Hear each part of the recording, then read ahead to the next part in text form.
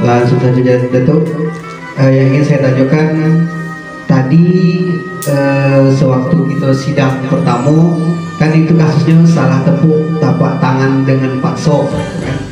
Di dalam itu ada hukum yang mengatur butak dengan beras 20 gantang, kambing 1 ekor, kecil batu gedang bungkal, bau iku bakupalo ya baiku bakupalo tidak boleh diirung digunting.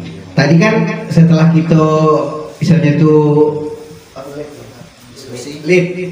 beradu argumen itu kan dari datu-datu jangan dirisiko itu kan, itu kita boleh kita kurangi hukumannya, maksud tadi dari 20 emas jadi 10 gitu kan. Berapa kan? Ya. Jawaban ini Bapak, kalau hukumannya sama dengan pasal itu Bapak jatuhkan, itu artinya tidak boleh diirung digunting, walaupun dalam pasal itu tidak ada. Ingat ya, karena pasal itu plafon tertinggi.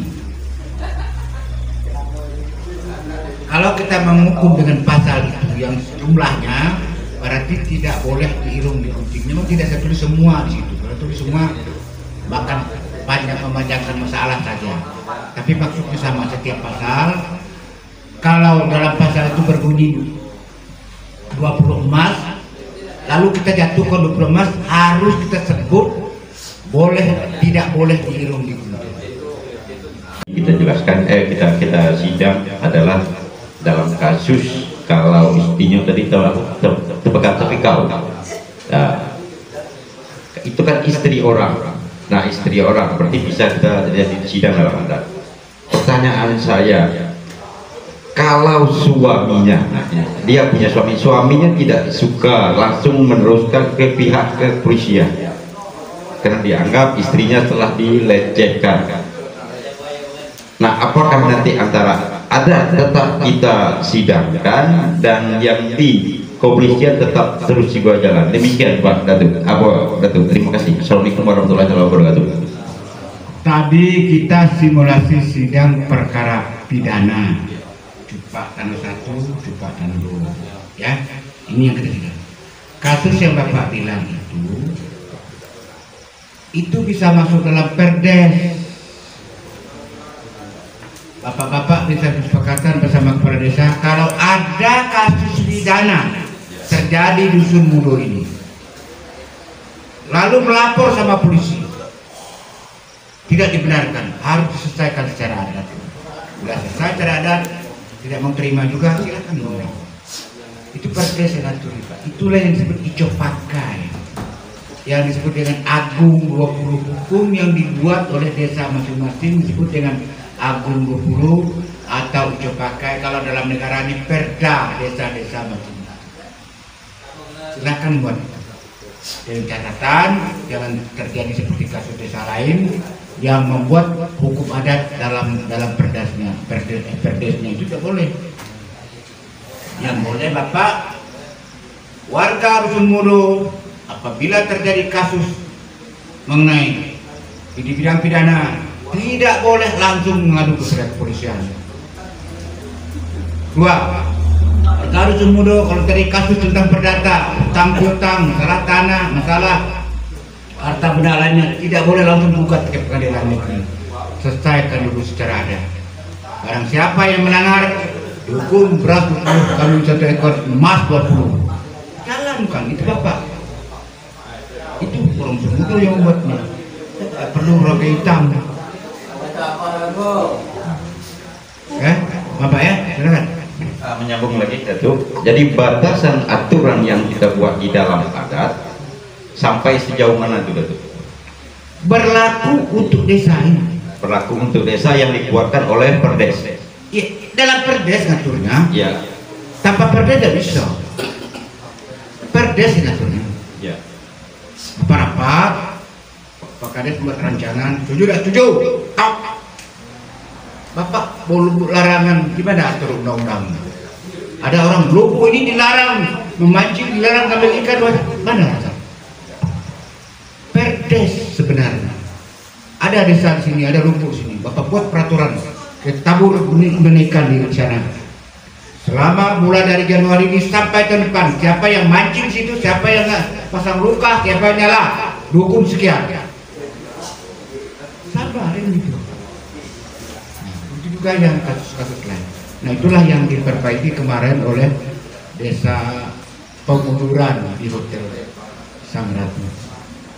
Itu boleh, tapi untuk perdes. Yang tadi sudah ada aturan dalam Undang 20. Tidak boleh kita kurangi. Setiap menjatuhkan hukum sebut kesalahannya. Pasal berapa yang dia langgar, baru hukumnya. Hukuman yang boleh dikurangi hanya tentang denda saja. Baik perdata, karena beda perdata hampir tidak ada bedanya. Hanya tupak tanah satu, misalnya begini. Saya jelaskan sedikit ya. Dalam perdata misalnya tupak tanah satu, ada si A menangkan si R. Misalnya katakanlah dia berbatasan, A dan B berbatasan sawah. Lalu kata A, sebelah sana itu tanah saya, bukan tanah kamu B. Kata B, tidak, tanah saya ke sini, kamu yang ambil tanah saya. Masalah perbatasan umpamanya. Kata ini dia kenakan siri senapan kepada pemangku adat. Pemangku adat dia tahu dengan keputusan yang kayak tadi. Kamu kalau Yonian balik kamu, kalau enggak kalau Yonian balik kamu, enggak usah Pekaro kamu. Pekaro tuh sanak saudara kalah jadi arah, kalah jadi abu, menang jadi arah. Nah itu anu. Lalu oleh si B yang di tengah sini tadi diberitahu oleh Pak Kades kepada keputusan lainnya. Lalu akhirnya dia mengaku bahwa saya yang salah. Nah, maka dia tidak ngipik dirinya. Kalau dia tidak ngipik, itu namanya cupak tanah satu. Kepada sudah langsung sidang, langsung dijatuhkan hukuman. Tapi ada persoalannya lagi, cupak tanah satu juga. Begitu diberitahu dengan si B diam. Ngipik dirinya tidak, menggugat ke pengadilan negeri dia tidak. Ya menjadi ya, pura-pura ada tahu jadi ya.